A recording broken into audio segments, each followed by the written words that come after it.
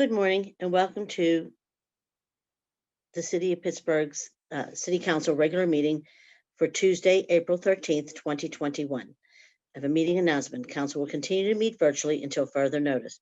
All meetings will be cablecast on the City channel and live streamed on the City Channel Pittsburgh YouTube channel. And I will say that council members and I and Madam Clerk and the David and his team who help us make sure that these meetings are live streamed and covered, have been working on a plan to return. So more information will be coming forward. But with that said, will the clerk please take the roll? Reverend Burgess, Mr. Coghill, Ms. Gross, Here.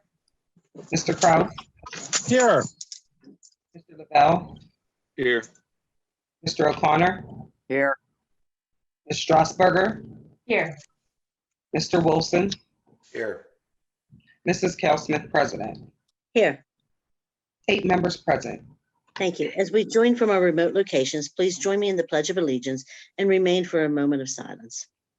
I pledge allegiance to the flag of the United States of America and to the republic for which it stands, one nation, under God, indivisible, with liberty and justice for all.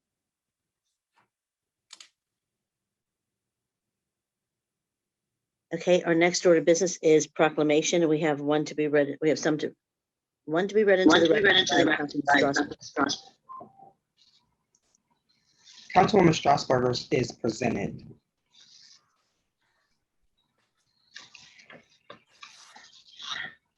Councilwoman Strasburger presents, whereas Black Maternal Health Week was started by the Black Mamas Matter Alliance, a Black women-led cross-sectoral alliance centering Black mothers to advocate, drive research, build power, and shift cultural paradigms for Black maternal health, rights, and justice.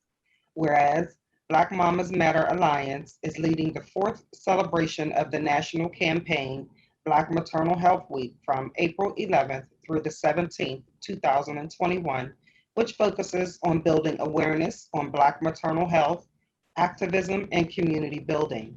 And whereas Black Maternal Health Week intends to bring national attention to the maternal health crisis in the United States and the importance of reducing maternal mortality and morbidity among Black women and birthing people.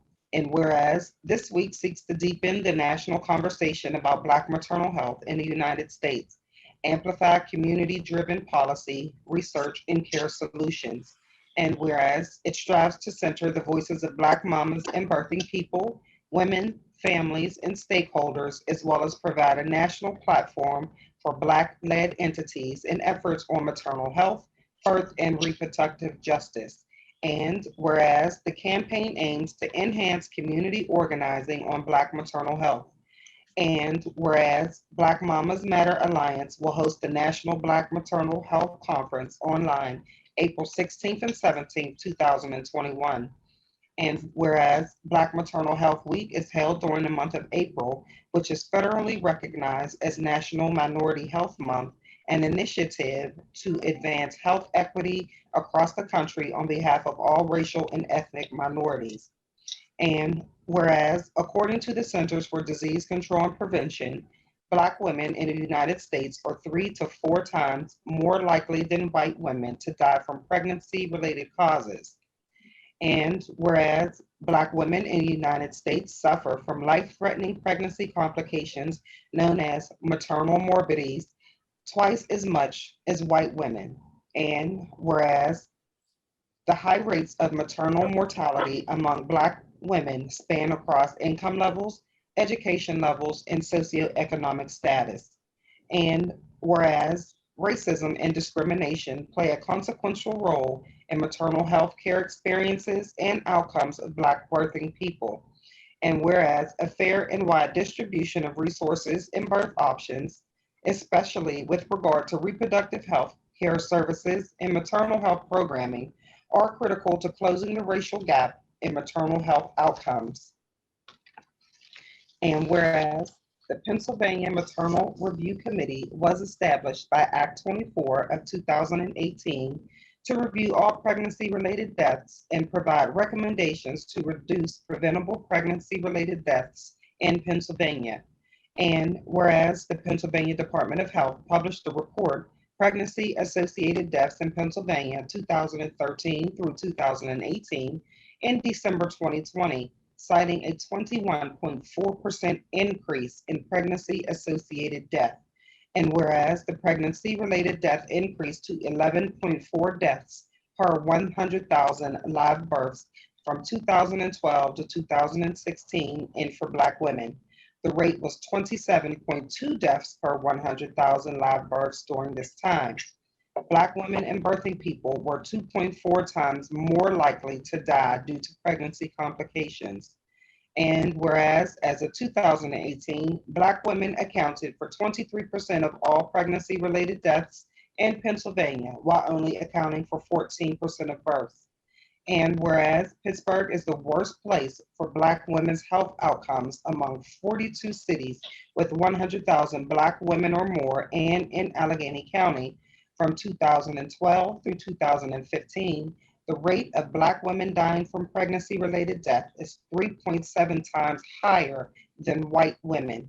And whereas Black women have historically had the highest maternal mortality rates due to a combination of effects from institutional racism that have resulted in susceptibility to certain health conditions and lack of access to quality prenatal care. And whereas the United States ranks last globally amongst all developed nations in terms of maternal mortality. And whereas Healthy Start Pittsburgh is the leading Black maternal health organization in the greater Pittsburgh region, with a mission to improve maternal and child health and to reduce poor outcomes and infant mortality in Allegheny County, will host Black Maternal Health Week activities, including a statewide event, Claiming Our Power, Resilience, and Liberation, with keynote Dr. Joy Creer-Perry, founder and president of the National Birth Equity Collaborative, on April 11, 2021. Therefore, be it resolved that the council recognizes April 11th through the 17th, 2021 as Black Maternal Health Week in the city of Pittsburgh. Can we have a motion to approve in a second? So moved. A second? Second. All in favor? Aye. Those opposed? Proclamation is approved. Councilwoman Strasburger? Thank you, Madam President, and thank you, Madam Clerk, for reading that. And I know it's difficult information to hear, but I think it's really important to speak this truth out loud and for all of us to hear this, because as far as I'm concerned, this is a health crisis and an emergency. The disparate level of poor maternal health for Black women as compared to white women in the city and in this country is an emergency, but fortunately we have some incredible organizations right here in Pittsburgh who are working on this, and this is the week to bring attention to this. So I'm happy to turn it over briefly to Latasha Mays from New Voices Pittsburgh to be able to speak about the importance of this week and all that's happening, and ways for the public to be involved and to learn more as well. Good morning, City Council. Good morning, Councilperson Strasburger. Thank you for this opportunity to uplift Black Maternal Health Week. It's good to see you all. It's been a long time. April 11th through the 17th is an important week of awareness and action to address the national Black maternal health crisis, where Black women are 3 to 4 times as likely to die from pregnancy complications than white women. You heard the statistics in the proclamation. And to us, the New Voices for Reproductive Justice and our partners like Healthy Start Pittsburgh, we believe that this is one of the most critical issues for Black women, femmes, girls, and folks in the city of Pittsburgh, across the Commonwealth of Pennsylvania, and across this nation. We are not defeated by these statistics because we know there is a birth and reproductive justice movement that is sparking policy, institutional, and culture change, not only in Pittsburgh. Most of you know the work of New Voices for the last 17 years. And so for us, Black maternal health is one of our 3 priority issues. And we really use all of our power, resources, and our base of supporters to advance this most critical reproductive justice issue. Black Maternal Health Week was created by Black Mamas Matter Alliance, as well as the National Birth Equity Collaborative.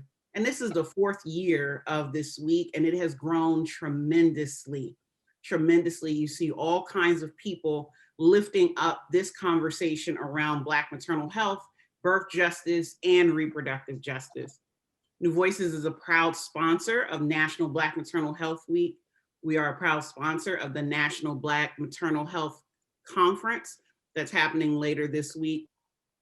And we know that it is important, especially in the time of COVID-19, to be providing direct supports to Black mamas and folks and Black doulas and Black birth workers in the city of Pittsburgh and the greater Pittsburgh region. And so we will do just that this week. We are providing free diapers and menstrual products and emergency contraception, as well as promoting self-care. So we are providing online yoga for Black mamas and folks with our partner Yoga Motif, a Black women-owned business based in the city of Pittsburgh.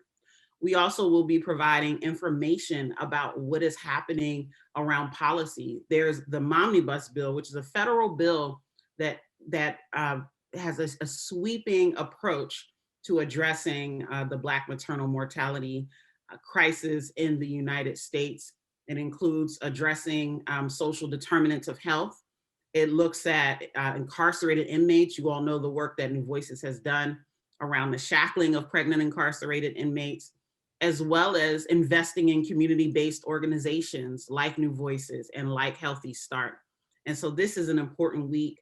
We are so excited to have this week honored and proclaimed in the city of Pittsburgh. And I want to thank Councilperson Strausberger for this opportunity to work together as we continue this fight to defeat the Black maternal health crisis. For all the events that are happening in Pittsburgh, across Pennsylvania and Ohio that New Voices is organized or sponsored or is hosting, you can visit newvoicesrj.org/BMHW 2021. Happy Black Maternal Health Week. Thank you. Thank you. Councilwoman? I just want to thank Latasha, you again for all your work that is ongoing. It doesn't just occur during this week. We all know that it's all throughout the year. You or your staff are tireless workers on this issue.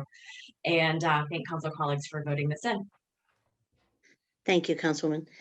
That brings us to our next order of business, which is public comment. I would like to remind everyone that rules of council state that comments are limited to matters of concern, official action, or deliberations which are or may be before City Council. Profanity and threats will not be permitted. May we have the first speaker, please? The first speaker is Valerie Law, followed by Akahana Halmakina. Thank you. Thank you.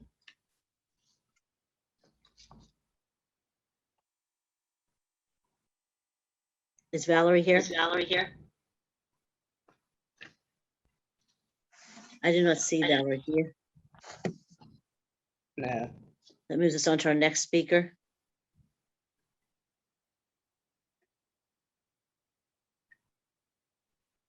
Ikahana. Greetings. My morning. title is Ikahana Halmakina. I am the Grand Inca of the Iroquois Confederacy of Aboriginal American People.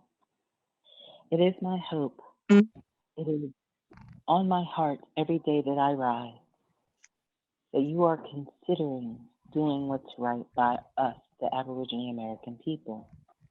For it is our ancestors who are the proper ownership of the land, and it is our duty to steward the land, for they have left it in our care. Our people have the right to effective and sustainable remedies, including prompt judicial remedies for redress and any violations of our collective rights. States and municipalities, with the full and effective participation for our people, have to provide the necessary mechanisms for the exercise of our rights. There is international law that sets a precedent for this. It is not as if this is a rogue act by us. The people who are acting rogue are these municipalities in direct relationship to the indigenous people here in what is now known as Pittsburgh, historically called the Alleghenies by our people. The renaming and reclaiming of our land is wrong. You have the opportunity, you have a very unique opportunity to do right by our people. And this is that opportunity. We've all spoken, most of us, except for O'Connor, who has not responded to any of our requests for an introductory meeting. I had the pleasure of meeting one of the council members to whom is supposed to send an email and has not done so just yet, and you know who you are. So do what's honorable. Are you not men and women of your own words? It's time. There have been egregious acts since we've been on this line towards our people that need to be remedied, that must be remedied. We have requested land access. We demand land access, specifically for the uplifting of the community. No one's intimately engaged in turning around the statistical information that has been attacking our people for a very long time, suppressing our people for a very long time, and now it is time to redress and remedy all of those egregious acts. The Indian Scalp Act was detrimental to our people, but we,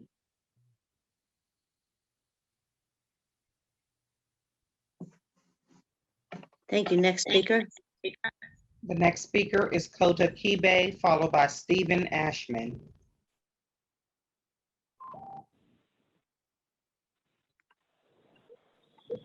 Greetings. How's everyone today? I'm Kota Kibe of the Iroquois Confederacy of the Aboriginal American people, and I'm here today to speak about our right to self-government, our lands, our autonomy, and the rights that many of the people who are here in Americas today continually seek to violate and get away with it due to the fact that nobody is holding people accountable except for those who are upholding our rights, but everybody else seems to not want to adhere to the oaths that they take to the Constitution before they are to put on the rolls or before they come into our lands. And our right to autonomy or self-government as indigenous peoples and exercising our right to do so, we have the determination and the right to self-autonomy or self-government in matters relating to our affairs and matters relating to our land. This means we have the right to maintain and develop our own decision-making institutions and the right to participate in the decision-making matters that affect our rights, such as the ones that people make in city council and Congress and things of that nature. We have the right to our own norms, procedures, and traditions, and we have the right to equal opportunities and equal protections under the law. And therefore, we have our own jurisdiction. And a lot of people, a lot of times, will violate our rights, our jurisdiction in the name of corporate and local municipal practices. So we must bring these things to an end. So we're here to make awareness that we are here, we are on our lands, we are here to stay, and we will continue to work with city council members to move forward to make sure our rights are not violated and to get remedies and justice when our rights are violated and to hold people accountable. Thank you for your time. I yield. Thank you. Have a good day. Next speaker, please. Madam Clerk. Stephen Ashman.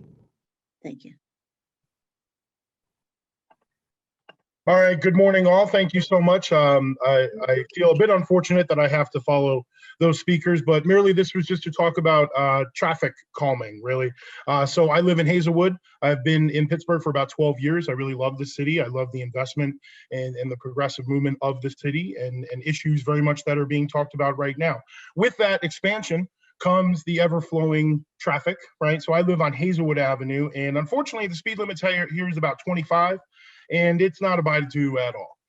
There's also a big litter problem. I go out every day and clean up trash on that. And I really want to make Pittsburgh a beautiful, beautiful city, but that does take work and it takes help. So I am in the process of going through the traffic calming to get enough signatures to hopefully be able to qualify for that. It is my understanding that people have already kind of brought up this issue before. Really, it is a public safety issue. I see crashes on my road all the time. Devastation. And I have 2 young children. I have a 4-year-old and a 1-year-old. So if I can plead for signage, I don't care what it is. I just want an illuminated sign so people slow down, so people can be safe and we're not burying more people because of high rate of speed deaths. Okay. And when I have to put my son into my car, I have to be very careful to make sure that he's not sticking out too much or I'm not sticking out too much so I don't be clipped. And I'm parking on the sidewalk as it is. And like I said, I love this neighborhood. I love the city of Pittsburgh. I just really am asking for some help and to make sure that we protect our citizens both here and on the road. So I yield the rest of my time. Thank you. Thank you. Next speaker, please. Last speaker is Shaman Pomai. Greetings. Delight in me honors the light in you all. I am Shaman Pomai Chakmam Yahalahi. I am the incense burner of our greatest ancestors, and I am their spiritual instrument. And my position is to reach our peoples that are mislabeled and miseducated intentionally to identify as Black and African American and color and etc. So while you are honoring legislation around Black women, which is sorely needed, you must honor legislation as it relates to our people, according to the Constitution, Article 1, Section 2, Clause 3, and excluding Indians not taxed. And as our Grand Inca and our Inca have spoken before me, considering the proclamation for the status of Black women is overdue, also consider that your work in helping to help us to redress the stolen lands and the lack of resources that we are experiencing upon our land is sorely in your hands. We will be formulating local and national and international campaigns to bring this awareness to light, along with many of our other Aborigine brothers and sisters throughout the Americas, and to include here in the United States, to bring this light to the age. The United States of America, which includes you all, are also members of the Organization of American States, the OAS. And in their meeting this year, these things will be addressed on an international platform that will be held here on these lands, the United States of America, with all other states that are a part of the OAS, the 35 member states to include the United States, Brazil, Barbados, many of the islands, Cuba, Central America, North America, the West, and all of the adjoining islands. We'll be discussing, as we have videotaped our land and walking about our land and interacting with city municipal authorities and citizens of the land. So there will be a viewing and a world eye. We'll take a look upon how the city of Pittsburgh has addressed the egregious actions of your municipal authorities on our people. So now is a great time so that you shine a good light on the city of Pittsburgh as it relates to this international movement for the Aborigine people to be made whole. And I yield the rest of my time. Thank you. Next That speaker. was the final. That was the final Final speaker. speaker. Thank you, Madam Clerk. Seeing no further speakers, that moves us on to our next order of business, which is the presentation of papers. And we'll begin with Councilman Reverend Ricky Burgess, Chair of Urban Recreation. Madam President. Thank you. Good morning, Councilman. Good morning. Councilman Reverend Burgess presents Bill number 1389, resolution authorizing and directing the mayor to establish a joint Pittsburgh Recovery Task Force consisting of representatives of the Office of the Mayor, President of Council, President Pro Tem, and Chairman, Committee on Finance and Law, City Council to oversee the distribution of funds allocated to the City of Pittsburgh pursuant to the American Recovery Plan Act of 2021. Thank you. And Councilman Coghill, Chair of Public Works. Madam President. Thank you. Good morning, Councilman. Morning. Councilman Coghill presents Bill number 1379, resolution authorizing the mayor to enter on behalf of the city into a memorandum of understanding with the Western Pennsylvania Energy Consortium for aggregated purchasing of electricity, prorated cost sharing amongst WPEC members, as well as the establishment of a sub-account on behalf of the members of the Western Pennsylvania Energy Consortium in order to procure electricity at lower costs and increase cities' use of renewable energy sources. Bill number 1380. Resolution authorizing the mayor and director of the Department of Public Works to enter on behalf of the city into a professional services agreement and or commodity master agreement with Direct Energy Business LLC for the supply of electricity to city buildings and facilities, as well as additional services, including those in regards to the establishment of a sub-account on behalf of the members of the Western Pennsylvania Energy Consortium. Said services shall be performed in conjunction with guidance provided by the city's energy consultant, Enel X North America, Inc. Thank you. And that brings us to Councilwoman Gross, Chair of Intergovernmental Affairs. Madam President, Thank you. Good morning, Councilwoman. good morning. Councilwoman Gross presents Bill number 1381, resolution providing for the execution of a corporation agreement with the URA for the administration of certain projects and programs and providing for the payment of costs thereof not to exceed $1,500,000, Council District R.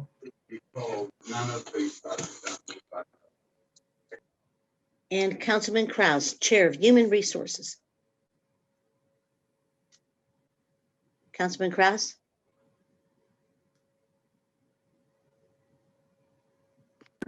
I'm here. The host muted me. I apologize. No new papers, Madam President. Thank you. Good morning, Councilman. Thank you. Good morning, Madam President.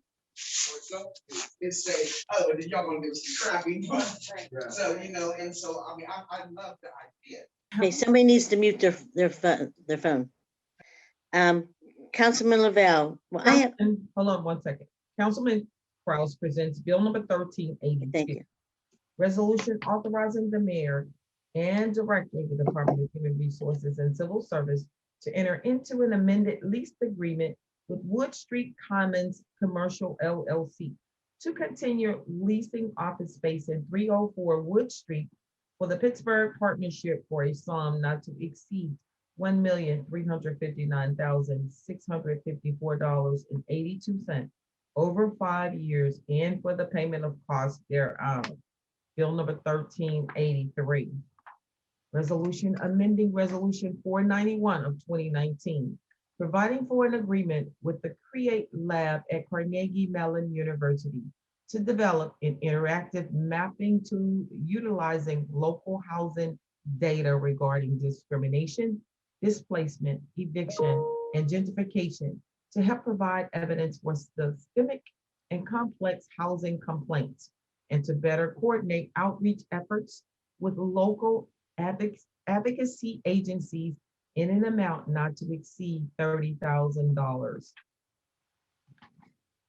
Thank you. Do we have a waiver of Rule 8? Madam Clerk? Yes, we do on Bill 1382. Councilman? Kraus. I think he's. Councilman Kraus, can we have a waiver for Rule 8 for Bill 1382?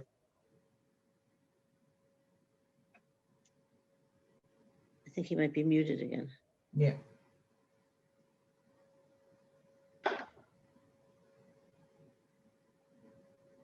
Okay, can we have somebody make the motion for Councilman Kraus? Motion to waive the rules of council so that this appears on tomorrow's agenda For Bill 1382. for Bill 1382. Thank you. Thank you. Can we have a second? I'll second, Madam President. Thank you. Oh, he's back on. Okay, thank you, Councilman. And all in favor? Aye. Aye. Any opposed? I'm sorry, was there any discussion? All in favor? Aye.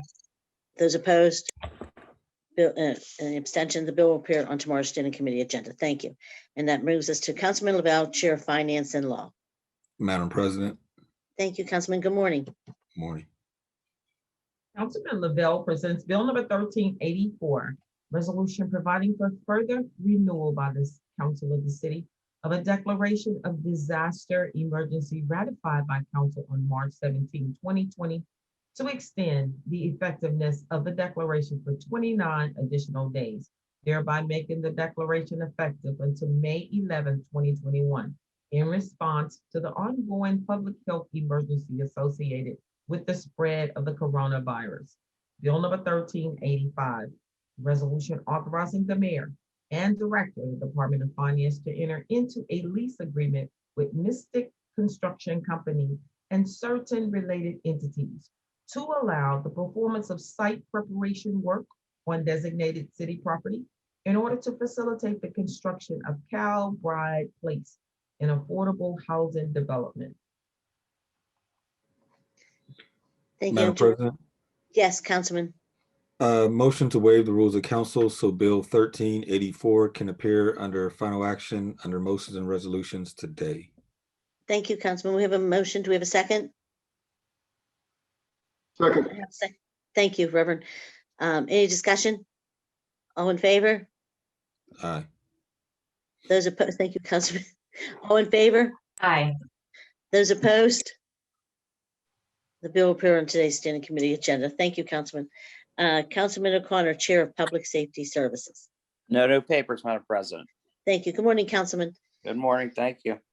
Thank you. And Councilwoman Strasburger, Chair of Innovation, Performance, and Asset Management. No new papers, Madam President. Thank you. Good morning, Councilwoman. Good morning. And we have Councilman Wilson, Chair of Land Use and Economic Development. No new papers, Madam President. Thank you, Councilman. And we have myself, Chair of Hearings. Madam Clerk.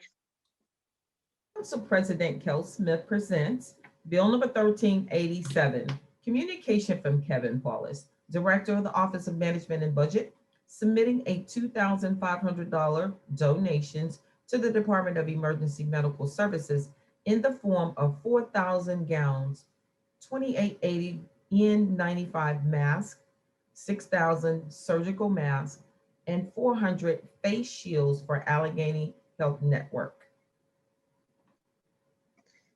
Can we have a motion to, what is that, read, receive, and file for that one? Yes. Yes, can we have a motion to read, receive, and file? So moved. Thank you. Second. Second, all in favor? Aye. Thank you. And wait, and then that moves us on to our unfinished business. Is there any unfinished business before council? There is, but we'll take it later. We'll move to final action. Under final action. Okay, that's for me, correct? Okay. And the next order of business is reports of committee for final action. We have Councilman Lavelle, Committee on Finance and Law. Madam President, Thank you, Councilman. Councilman Lavelle presents Bill number 1374, report of the Committee on Finance and Law for April 7, 2021, with an affirmative recommendation. Bill number 1331, resolution authorizing the issuance of a warrant in favor of MGT of America Consulting LLC in the amount of $32,500 related to a case filed in the Allegheny County Court of Common Pleas. Bill number 1350, resolution authorizing the issuance of a warrant in favor of Wheels Inc. in an amount of $36,256.95 in settlement of a claim for damage to a vehicle from a 3-vehicle accident on PASR 2230 involving a City of Pittsburgh Environmental Services vehicle. You've heard the reading of the title of the bills. Is there any discussion on the bills? Seeing none, the bills are now ready for final action. All in favor of their passage will vote aye when the name is called. Those opposed will vote no. Will the clerk please call the roll? Reverend Burgess, Aye. Mr. Coghill,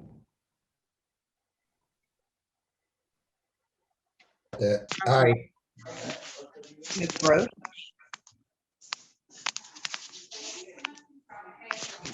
Ms. Gross, Sorry, aye. Thank you. Mr. Crawford, Aye. Mr. Lavelle, aye. Mr. O'Connor, Aye. Ms. Strasburger, Aye. Mr. Wilson. Mr. Wilson, Aye. Mrs. Cal Smith, President. Aye. Ayes 9, no 0. Thank you. And that moves us on to Councilman Anthony Coghill, Committee on Public Works. Madam President, Thank you, Councilman. Councilman Coghill presents Bill number 1375, report of the Committee on Public Works for April 7th, 2021, with an affirmative recommendation. Bill number 1346, resolution authorizing the mayor and directors of the Department of Public Works and of Finance on behalf of the city to enter into an agreement with Peoples Natural Gas Company to provide a permanent easement for additional and/or relocated natural gas pipelines and necessary accessories at the South Side Park as a part of a joint City Peoples Natural Gas project to improve the South Side Park in the South Side neighborhood. Bill number 1347, resolution amending Resolution 145 of 2019, which authorized the mayor and director of the Office of Management and Budget and the Director of Public Works to enter into an agreement with Whitaker for professional services relating to fleet telematics and snow route optimization by extending the term for 2 years at an increase of $384,376 for a new cost not to exceed $2,116,208. You've heard the reading of the title of the bills. Is there any discussion on the bills? Madam President, Councilman Coghill. yeah, briefly on 1347 with the tracking system. I'll be voting no on it today. For me, it's, if I could have 3-4 new vehicles that last 10 years, it just makes sense. The only thing the tracking system really does is the GPS and the salt distribution. And I would like to do without the tracking system actually in my district, but I overlap with Councilman Kraus, so I don't think that's possible, but that's all I just wanted to say on that. Thank you, Councilman. Any other members? Seeing no other members, I'm going to add that I'm voting no myself. I think as you mentioned, $2 million for the equipment. I've not seen that kind of benefit. I've actually received a lot of complaints about, I think it really about snow removal. I think a lot of times it depends on the crews, and I think we have an amazing crew in the 5th Division who know their streets. They don't need a GPS tracking system. What they need is good equipment to get the job done. And I want them to feel valued, and I know that back, we've spent a lot of money over the years in equipment and training and technology, but we've not spent a lot as much as we should probably in buying updated equipment for our crews. And yet they still come out every year, get pounded every year, complaints every year. And I don't see that much of a difference that I think that equipment would make more of a difference than the GPS tracking system. And so for that said, I'm voting no today. Any other members? Seeing none, the bills are I'm ready. sorry, President Smith, can you hear Yes, me? Councilwoman There's Green. a lot Yes. of background noise. I I don't know it is. where it's coming from. Yeah, I hear it too. So I'm wondering, thank you for bringing this up. I am going to vote yes today on this bill. But I really do hear your concerns from your district and from Councilman Coghill's district. And I'm recalling that we have talked at the council table over the years about looking at the return on investment that we're getting in performance for the kind of technology investments that have been made across many departments. And you've heard me say when buying big software packages that run into the millions of dollars. Just because there are lots of bells and whistles doesn't mean that we will need them or that they will really add the value in outcomes that we need in services to the public, whether that's from the law department to payroll services to these kinds of things like snowplow tracking. And I just want to remind you that we have talked about doing a post agenda of sorts or a kind of accounting of the dollar investments. it's really hard for us at the table, and I'm sure it's hard for members of the public to really follow all these various contracts across the many departments and years. So it's been an odd, long year with the COVID emergency, but I think that is still work that remains in front of us. So I am going to vote yes today, but I just wanted to thank you for your comments, and I wanted to acknowledge your position. Thank you. Thank you, Councilwoman. Any other members? So, Madam President, Yes, Councilman. so I do also respect your position. I was not going to say much, but I'll say a little bit. One of the things that the tracking system does do is it allows us to track equity. There is, at least before my term of council, there was a belief that roads in African-American communities were not plowed. There was a belief among the population that they were not plowed, they were not salted, and they were only done after the streets in Shadyside, Squirrel Hill, Southside Flats, and the affluent communities are done. So if I lived in an affluent community, I would feel more comfortable, of course, not having a tracking system that was able to measure that. But since I live in a community that, at least until fairly recently, thought they were left out, I think the tracking system does give us a tool to measure equity. And so for that reason and for other reasons, I will vote for it. But I do understand the counter argument. I think, Councilman Coghill, Council President Smith, they know their communities and their needs. I'm simply saying for mine, what it does do is gives us some external evidence knowing that we're treated fairly. And also we know if left up to its own devices, our city has not for many, many decades treated the communities I serve fairly. And so that's why it gives me, having the tracking system gives me a little bit more confidence that it is more technology. A lot of the technology, one of the reasons I support it is it can be used as a tool to make sure that we're doing things in an equitable fashion. Thank you, Reverend. Any other members? Yeah, I'm just going to say back to that, Reverend, equipment would also make sure that your neighborhoods were getting the snow plowed and the same things that we need in our area. And I'm actually curious now that you said that, how many people have been disciplined using, employees have been disciplined using the snowplow tracker or the tracking system, the GPS tracking system, and how many of those people were minorities or female. So I'm really curious now. I think it'll give us something to really delve into and see. And I'm not saying that the tracking system is not beneficial. And I think that this administration probably uses data better than anyone we've ever had before, because they do rely on it a lot and heavily. And I think that they wouldn't be asking for this if it weren't beneficial in some fashion.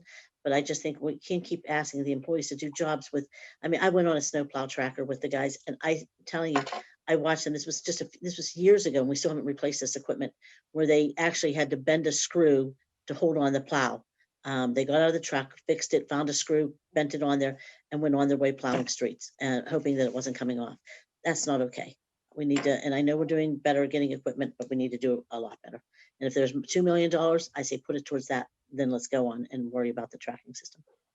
So with that said, are there any other members?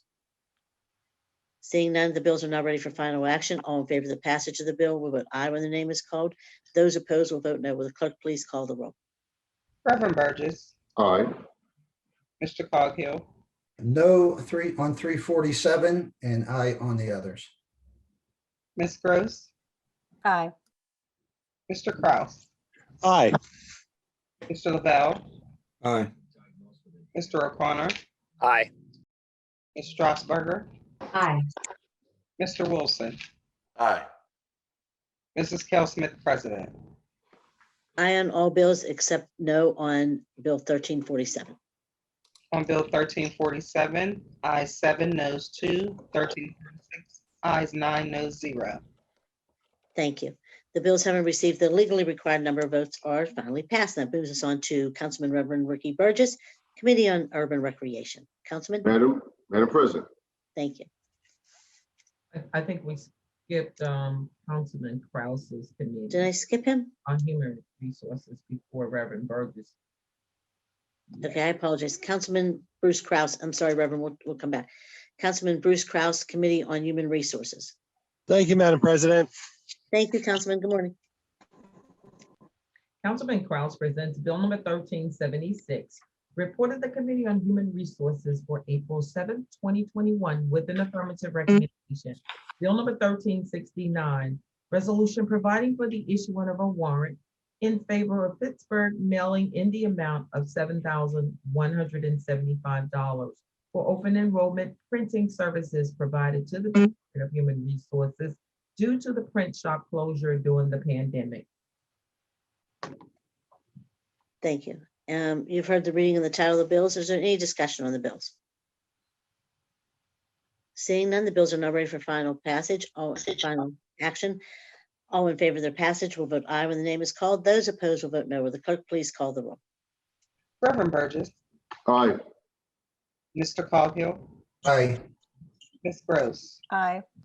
Mr. Kraus, Aye. Mr. Lavelle, Aye. Mr. O'Connor, Aye. Ms. Strasburger, Aye. Mr. Wilson, Aye. Mrs. Kelsman, President. Aye. Ayes 9, no 0. Thank you. The bills having received the legally required number of votes are finally passed. And that brings us now on to Councilman Reverend Ricky Burgess, Committee on Urban Recreation. Councilman, Madam President. thank you again. Councilman Reverend Burgess presents Bill number 1377, report of the Committee on Urban Recreation for April 7, 2021, with an affirmative recommendation. Bill number 1344, resolution authorizing the mayor and director of the Department of Parks and Recreation to enter on behalf of the city into an agreement with Pittsburgh Baseball Umpires Association in the amount of $6,000 for umpire services during the 2021 calendar year. Bill number 1345, resolution authorizing the city's Department of Parks and Recreation to enter into relevant agreements with Sonatrol of Pittsburgh for security through video monitoring and alarm systems, along with the repairs at parks and recreation facilities at set negotiated prices to be determined over a term of 3 years. You've heard the reading of the title of the bills. Is there any discussion on the bills? Seeing none, the bills are now ready for final action. Those in favor of the bills vote aye when their name is called. Those opposed will vote no. Will the clerk please call the roll? Reverend Burgess, Aye. Mr. Coghill, Aye. Ms. Gross, Aye. Mr. Kraus, Aye. Mr. Lavelle, Aye. Mr. O'Connor, Aye. Ms. Strasburger, Aye. Mr. Wilson, Aye.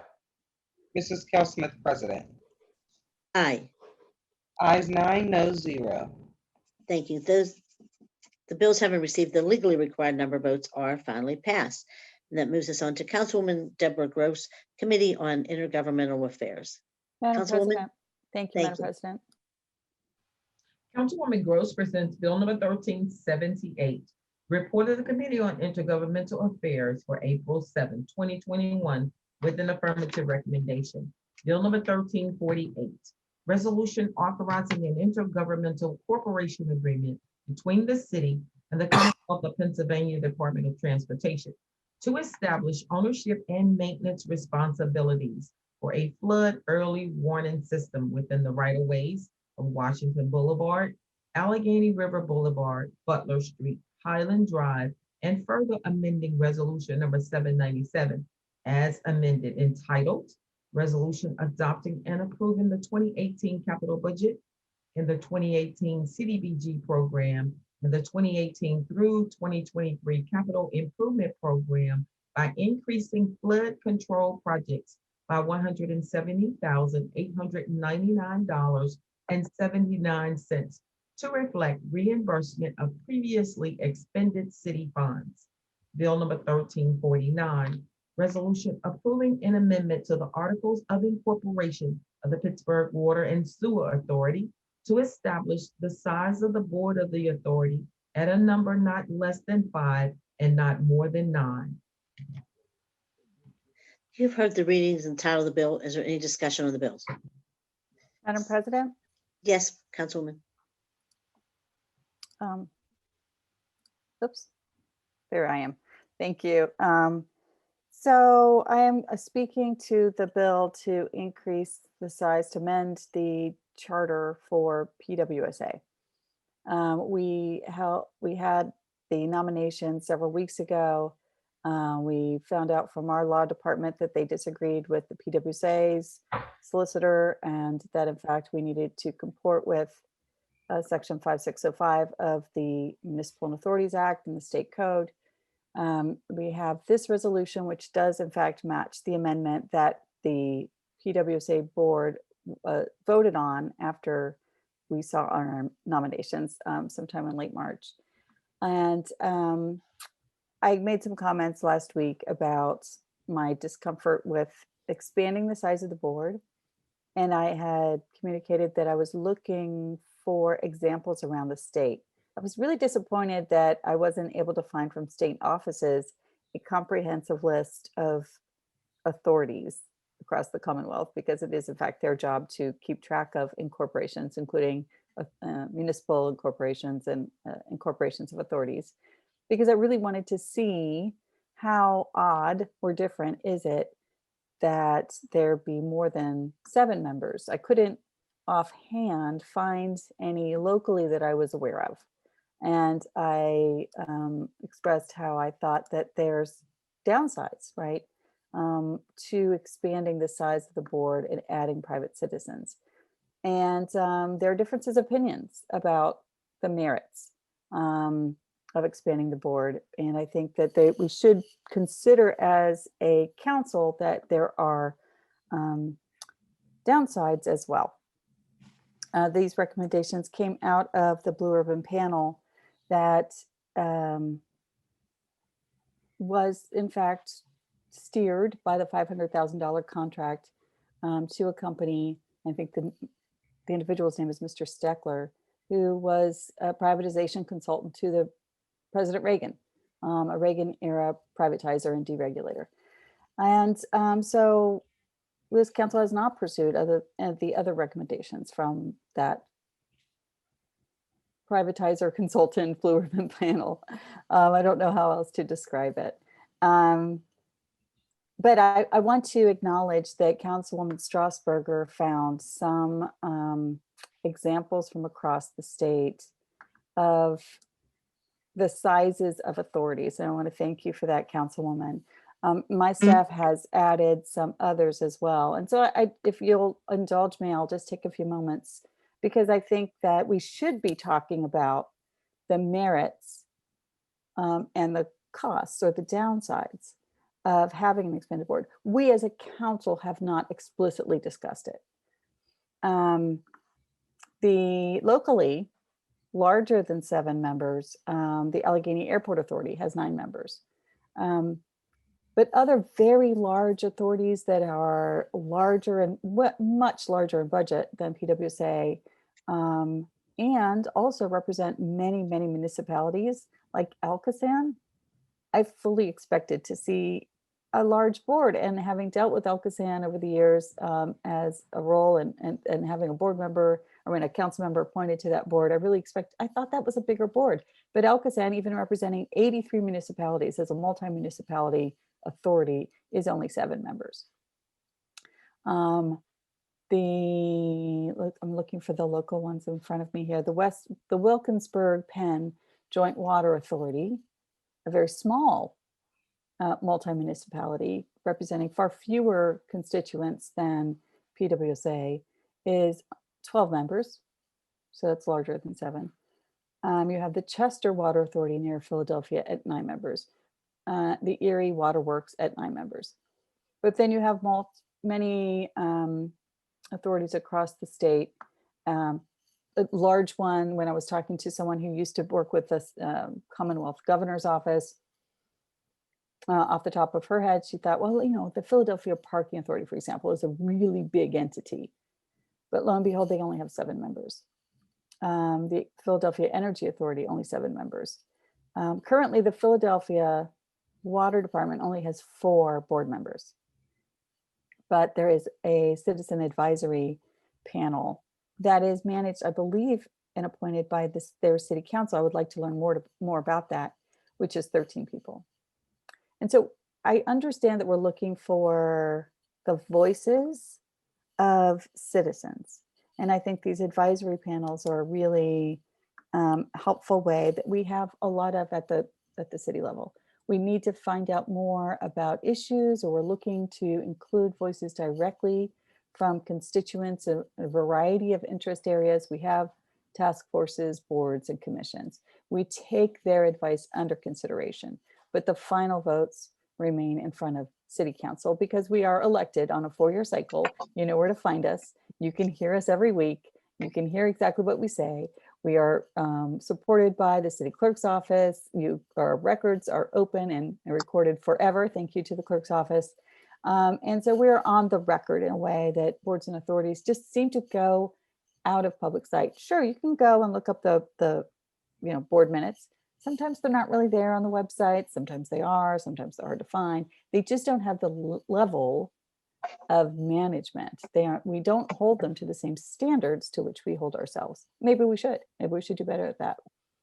But they do seem to just be, they are definitely at arm's length budgetarily. They are definitely at arm's length fiscal matters, and their budgets are off book, as we would say. They are their own fiscal entities.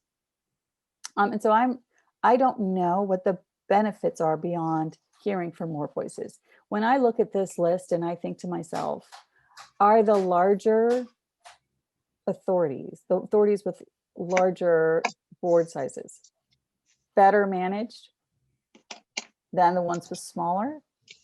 Do they provide more public benefit than the ones that are smaller? I think that's the right question. I don't think anyone here on council has the answer to that. And so I will definitely be voting no today. And I would hope that we would delay the nominations from the mayor's office until we can really take under consideration as a council whether we want to appoint 9 members, right? I think actually in front of us would take us up to 8 because we have not had that discussion. And as my colleague so aptly pointed out a few weeks ago, we don't have to appoint more members. We can, I think we should vote no on this charter amendment. And I also think that if it is passed, and I hope it is not, we have the power to not appoint those members. And I think we could take a pause. We can take a pause and consider whether or not it's going to actually be helpful. So I will be voting no today, Madam President. I thank you for your time. Thank you, Councilwoman. Any other members?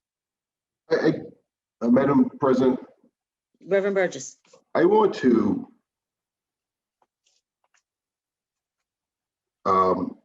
just to document something that Councilwoman Gross said that I agree with, but I think it is broader than this issue. I will be voting in favor of the expansion because, as I said before, I told the administration from the beginning, I told the panel when they're in council in person, I would never, ever give up the right to oversee the board by approving the members. And so I would never vote to remove that power for council. I will not ever knowingly constrict, restrict, eliminate, lessen the role of council in city government, because I have said for many years, this is the people's table. I think there is this tension. And Councilwoman Strasburg, who I have a lot of respect for, and I were talking about a little bit yesterday, we want public input. We want to be transparent and accountable, and we want greater public input in all of our activities. I think that's absolutely right. But at the same time, and I find this in sometimes the activist community, sometimes in other community groups, they are still, as strongly as they advocate, they are simply a slice of the people. They do not represent everyone. They represent constituents. We are elected every 4 years, as Councilwoman, I think Gross is right about. I mean, that's right. We are elected to represent all of the people and their best interests. And so I think that there's always this tension, right? We want to hear, but we need them to understand that no one group of community members, no one group of activists, no one group of anyone represents everybody. That is our role. And at the end of the day, the buck stops here at this table. We will listen to their concerns and sometimes be persuaded by it, but sometimes not, because our role is broader. As individual council members, our role is broader. Each of us represent 30,000 people, not, a handful of groups. And at the same time, when we speak as 5, we represent the whole city, 300,000 people, not just a small group. And so I want to make sure that we continue this stance and are very clear about our role even as we go forward. We want input. We want participation. We even want partnership. But at the end of the day, this council, this table, we are elected to make the final decision for all the reasons she said. We are transparent, we are public, and we are elected to do just that. And so I want to just cement that part of the conversation, because I think it's insightful as we move forward to have this tension as we invite more public participation and public partnership. Thank you very much. Thank you, Reverend. Any other members? Madam President. Yes, Councilwoman. Thank you. I want to echo what I heard. I understand the concern and the tension that both Councilwoman Gross and Reverend Burgess bring up, and I think it's a valid point. I think that we don't want to be ceding too much power over to a body, any body of that has some level of power and jurisdiction that is unelected, because just by virtue of the way that things work and elections and representation works, there's not as much accountability. I get that. I don't see this as a slippery slope. The minimal increase in, I think the benefits of the minimal increase of a board of 7 to a board of 9 has more benefit. The benefit outweighs the risk or the cost. I don't think it cedes power from city council to the extent that we've heard concerns about. And what I think it does do, as I said last week, is it increases the level of representation that is possible on the board. And the council member that represents the board, it still will be their responsibility to represent the city of Pittsburgh and the people, not only in their district, but throughout the city, as a liaison to the rest of council. And I certainly hope to do that, continue to do that, and my successor, I hope, will do the same. I also wanted to clarify and correct some of the things that Councilwoman Gross claimed about the Blue Ribbon panel.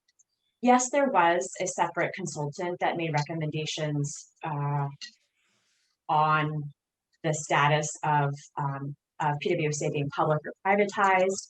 And as folks will recall, the Blue Ribbon Commission actually rejected that pro-privatization consultant's idea and submitted their own idea, which was to keep PWSA indeed public in perpetuity. And to say that this is the only item from the Blue Ribbon Panel report that has been taken up and proposed is also incorrect. The nominating committee that is independent from the mayor, from city council, that comes up with and generates the names to nominate 4 board members was an outgrowth of that Blue Ribbon Panel report. Removing the subsidy to the Pan American water customers that was allowing for or forcing taxpayers to subsidize a private corporation for evening out the cost for customers is no longer there. The co-op agreement with the city, so that the city no longer gets free water from the public authority, is from that report. And putting a fee on stormwater, which has been sent to the Public Utilities Commission, and something that we will all be debating soon, learning more about soon, which allows for equity in our water system so that certain customers are who are not currently paying for water, will soon pay for water, all came as recommendations from the Blue Ribbon Panel Commission. So just wanted to put those out there and to urge my colleagues to vote in favor of both the ordinance expanding the board and the 3 new members that are up today, who I think are all talented and would be welcome additions to the board. Thank you. Thank you, Councilwoman. Any other members? Seeing no other members, I'm just going to say, Councilman Gross, I heard you loud and clear, and I just want to say I did have a conversation with Councilwoman Strasburger this morning, and with the administration. I feel, and as Reverend Burgess mentioned, I feel very much the same. I'm never going to ever allow people to take the power away from City Council, because we are the voice of the people, no matter how people want to spin that. Say it's political, say it's whatever. We are the voice of the people, and so for that, I will never give that up. And I think that we have a right to make sure, a responsibility to make sure that we're not. But when you mentioned, as soon as you mentioned Alcoasand, that kind of made my mind up, because I was on the board of Alcoasand with a small group of people, and that board had a lot of issues, and I actually resigned from that board because I didn't feel comfortable serving on that board.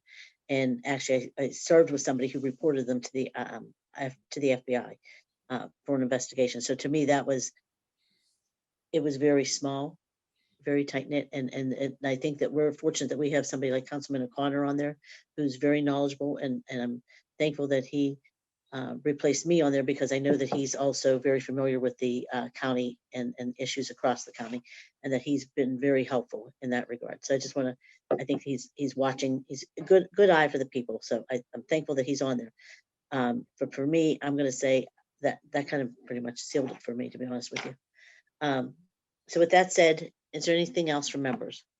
But I do want you to know, Councilwoman, I also said to the administration that council needs to have a little bit more respect overall, not just from this administration. This has been going on for a long time. I've watched the progression of how directors used to report to council, respond to council immediately. Their staff would respond to council immediately, and I've watched slowly how that's changed. And I can tell you that it's something that I said maybe council has to flex a little bit of our muscle. Maybe we have to set an example with a director or two, because I don't think that they realize that 5 members of council can remove a director. And I said, I think that people need to understand that council needs respected. Their employees need to respect what we ask, not just do what they want. And they're fortunate that this administration has been so tolerable, even though I know that they've been talking to them about making sure they work better with council, because we are the voice of the people. So I don't want you to think that your concerns were not brought to somebody's attention. They were this morning, as a matter of fact, loud and clear. But I also think that I've seen emails where I've seen the administration tell people to make sure that they're working with us, and yet I've seen different responses. So with that said, the bills are now ready for final action. All in favor of the passage will vote aye when the name is called. Those opposed will vote no. Will the clerk please call the roll? Reverend Burgess. Aye. Mr. Coghill. Aye. Ms. Gross. No on Bill 1349, aye on the other bills. Mr. Kraus. Aye.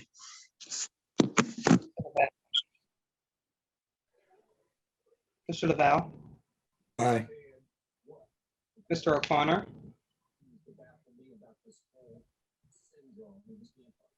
Ms. Strasburger. Aye. Mr. Wilson. Aye. Mrs. Kel Smith, President.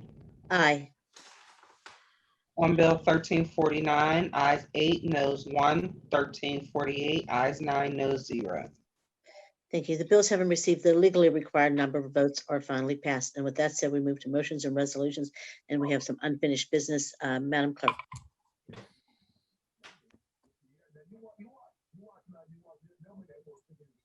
Yes. Council President Kel Smith presents Bill number 1306, resolution appointing Mark Anthony Thomas as a member of the Board of Directors of the Pittsburgh Water and Sewer Authority for a term to expire January 4, 2026. Mr. Thomas will serve in a seat that had been vacant.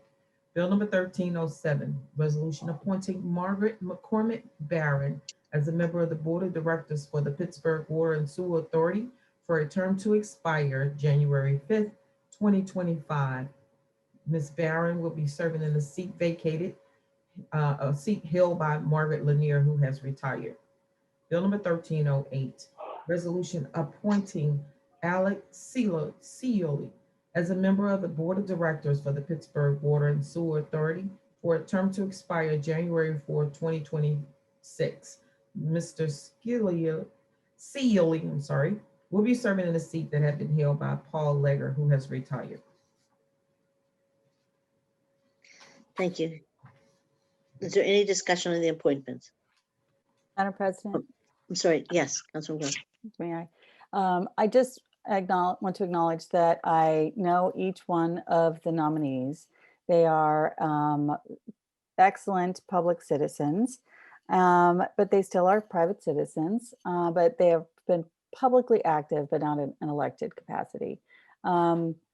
And I attended the interviews with them, and I asked them each if they would commit to keeping the Water Authority public, not only in its assets, but also in its operations, as we had to suffer through the Veolia leasing and maintaining contract, which was, fussing with my buttons, effectively privatize the operations of the authority. And they all said that they would. And I'm happy to hear their commitment to keeping both the assets and the operations of PWC public. I am disappointed that we are having these nominations on the agenda today, and I believe that we should wait on them.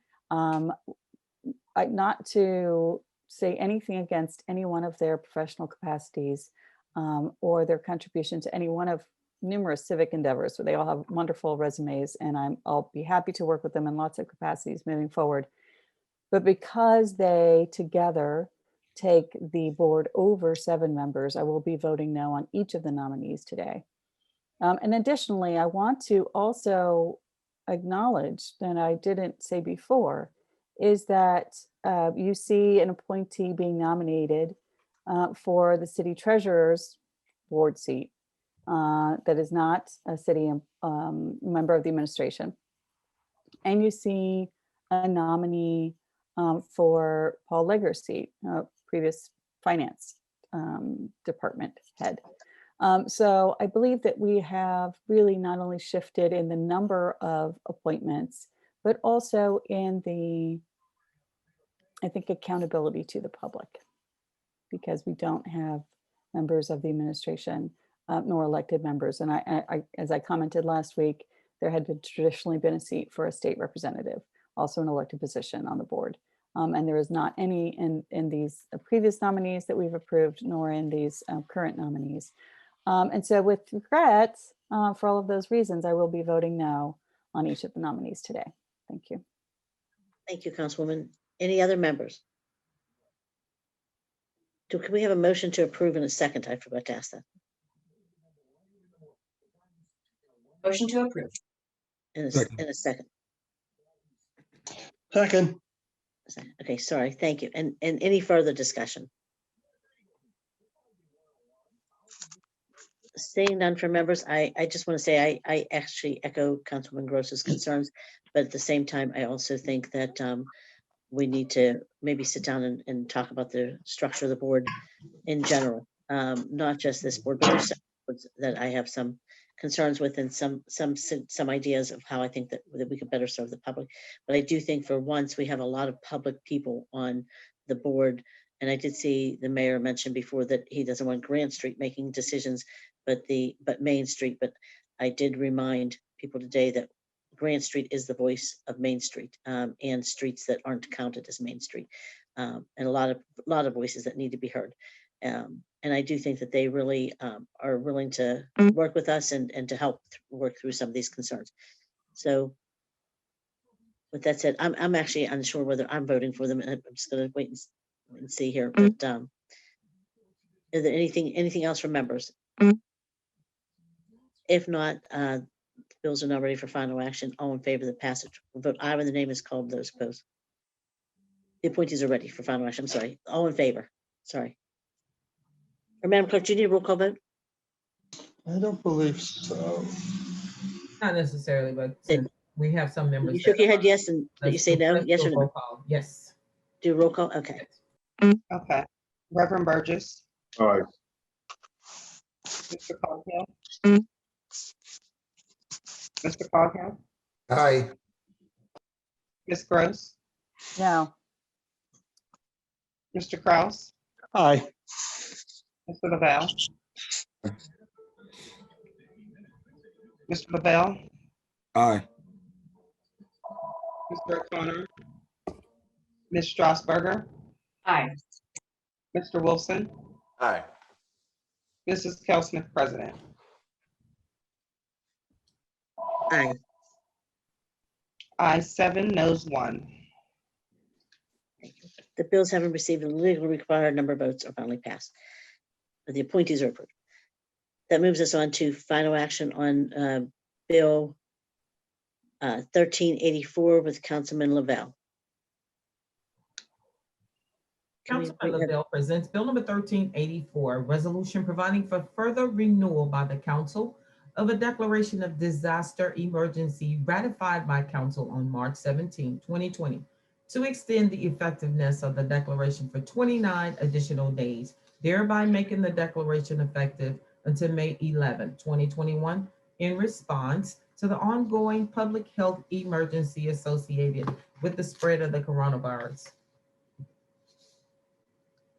You've heard the reading of the title of the bill. Is there any discussion? I'm sorry. Do we have? I'm sorry, could we have a motion to approve in a second? So move. Second. Okay, sorry. Any discussion? Seeing none, the bill is now ready for final action. All in favor of the passage will vote aye when the name is called. Those opposed will vote no. Will the clerk please call the roll? Reverend Burgess, Aye. Mr. Coghill, Aye. Ms. Gross, Aye. Mr. Kraus, Aye. Mr. Lavelle, Aye. Mr. O'Connor, Ms. Strasburger, Aye. Mr. Wilson, Aye. Mrs. Kel Smith, President. Aye. Ayes 8, noes 0. Bills having received the legally required number of votes are finally passed. And that moves us on to meeting announcements this afternoon at 12:30 p.m. Council will hold an executive session on Bill 1351 as it relates to professional legal services. Also today at 1:30 p.m., Council will hold a cablecast public hearing on Bill 1231 as it relates to conditional use for 2142 Whiteman. To register to speak at this meeting, please fill out the sign-up form on the council meeting webpage by 11:30 a.m. today. Tomorrow, Wednesday, and I'm sorry, is that Councilman Strasburg? Are you chairing that one? Is that your district? This is Councilman O'Connor. Councilman O'Connor, are you chairing that? Is he on here? Okay, I'll come back to that. And tomorrow, Wednesday, April 14th, council will meet for the standing committees meeting at 10 a.m. chaired by Councilman Lavelle. And tomorrow afternoon at 1:30 p.m., council will hold a cablecast public hearing on the Bill 1339 as it relates to petition to move money from the military budget to invest in social programs and human needs. To register to speak, please fill out the sign-up form on the council meeting webpage by 9 a.m. Wednesday morning for the council meeting, and by 11:30 a.m. Wednesday morning for the public hearing. You may also register to speak by calling the city clerk's office at 412-255-2138 by the registration deadlines. And that moves us on to members. But before I do, I want to say thank you, Madam Clerk. Happy birthday to Councilman Kraus. It's his birthday today. Yeah, thank you. Remember, Thank happy you. birthday. Thank you. 67. How old? 67 today. Wow. Yeah. You know what? There's a real, I don't know, there's just a real grace to being able to age. I can't describe it. And I'm looking forward to it very much. So thank you for recognizing that. Thank you to Madam Clerk for telling me, because I didn't know, because I'm lucky I remember my own birthday anymore. But I like try- officially. I like. and you like officially- aging, I try not to remember.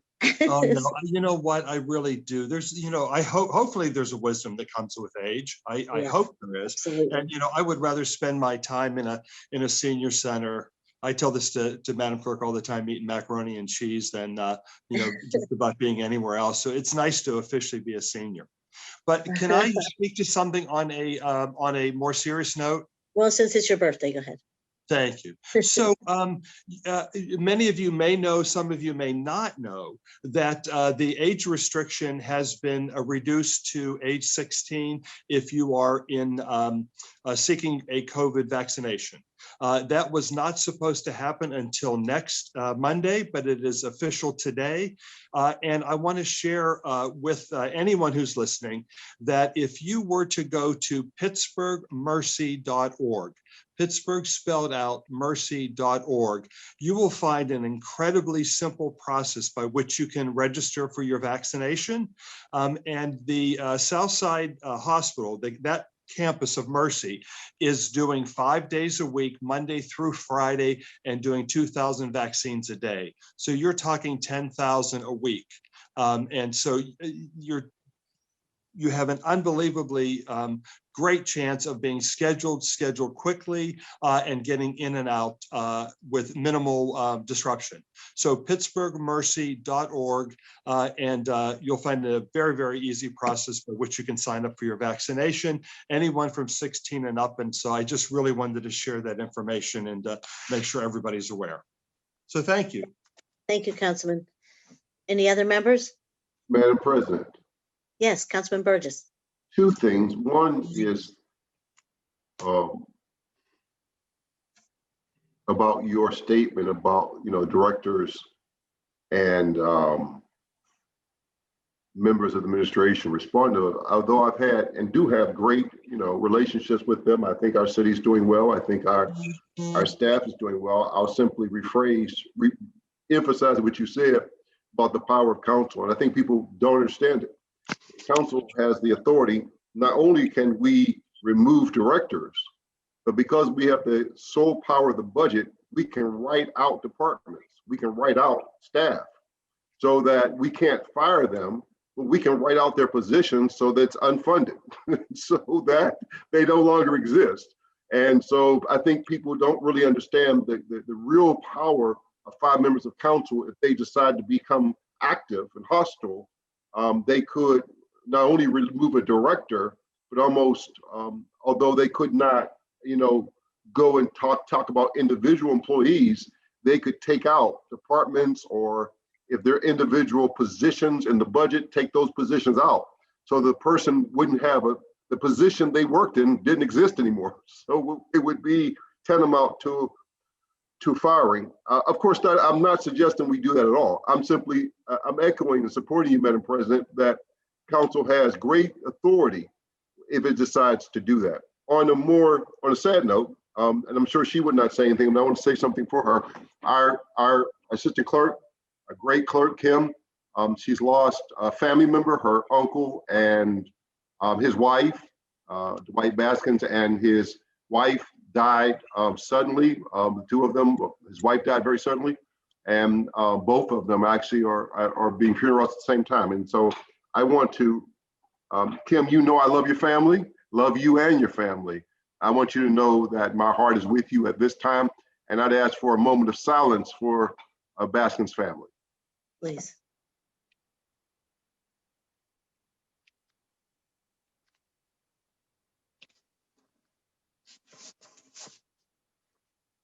Thank you. Thank you, Reverend. And Kim, our condolences from council. Thank you, Reverend, for letting us know that. If there's anything we can do for you and your family, please let us know. I did not know that. Anything else from members?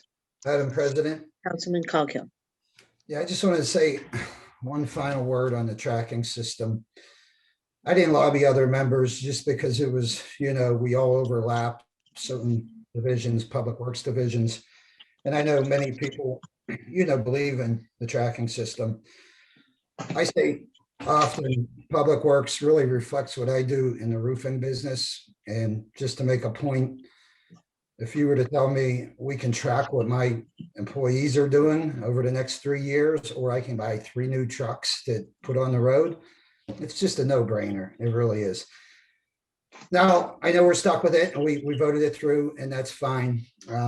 But I do want to say I refuse to take any phone calls this winter regarding that tracking system. So with that 2.1 million or however much money it's going to be, whether it's the administration, whether, I pay somebody $15 an hour to call people back that are calling me and saying, trucks aren't in the neighborhood, they're not spreading salt, and all the other issues that come with it. So not only is it less efficient for me, but it causes headaches and nightmares. And I'm on the phone all day doing a job that I shouldn't be doing. So just want to make that clear. I refuse to take phone calls. I want to be able to direct them towards whatever process is set up that we can answer people as to why trucks aren't appearing and salt is not dropping.